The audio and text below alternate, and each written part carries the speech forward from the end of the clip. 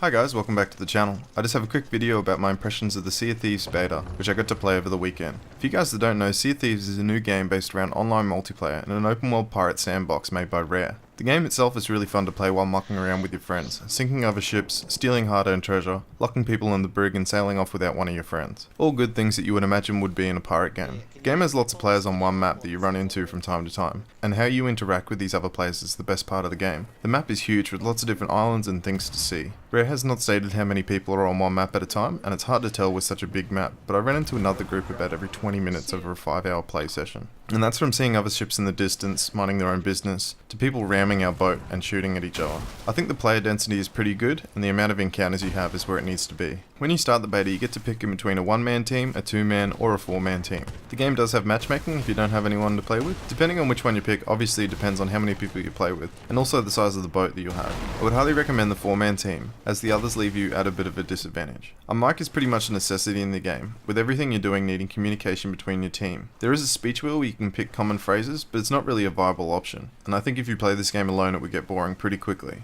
Where the 4-man team shines is how it makes you work together to do almost everything. Like sailing the ship, one person needs to steer, another person needs to look out to make sure you're not going to run into anything, and another needs to navigate where you're going on the map. The game is very enjoyable when everyone's working together and talking on their headsets, but as I said before, it would be pretty boring to play by yourself, and that's because of how the questing system works. The main thing I wanted to find out with this beta was, what are you actually doing? What are the underlying mechanics of the game that keep you playing? Because lots of what I'd seen looked very repetitive. And after playing the beta, that's one word that comes to mind, repetitive. The main goal is to work with one of the 3 factions, one of them available in the beta, being called the Gold Hoarders, that can be found at outposts, which are islands with towns on them with a couple of shops. You speak with the NPC and he gives you 3 quests to pick from. They are all to hunt down treasure, and you need to set sail to random islands to find them. Some needing you to go to a spot on a map marked X, and others to solve a riddle. You can take multiple quests at a time, and you can also do them in any order, and the team votes on which quest to go on, which helps with the team aspect of the game. The quests for this faction are pretty much fetch quests. Although fun for the first couple of times, the 3rd, 4th and 5th time you do them, it gets pretty boring. And when you do these quests by yourself, once is really enough. While you're sailing around, there are other things in the world to keep you interested, like shipwrecks that you can dive for treasure,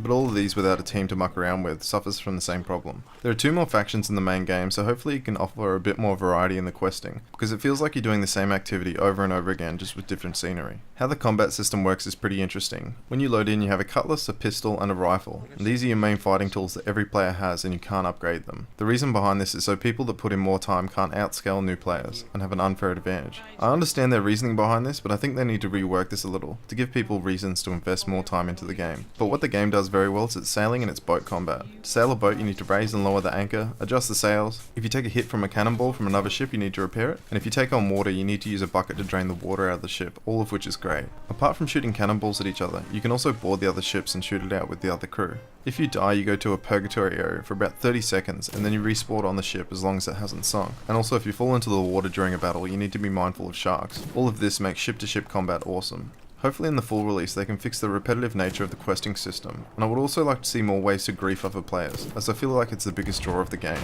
and also some more meaningful things to buy. Thanks for watching. You guys know the deal. If you're logged in and can be stuffed, like, comment, subscribe, and if not, have a nice day. It's upside down.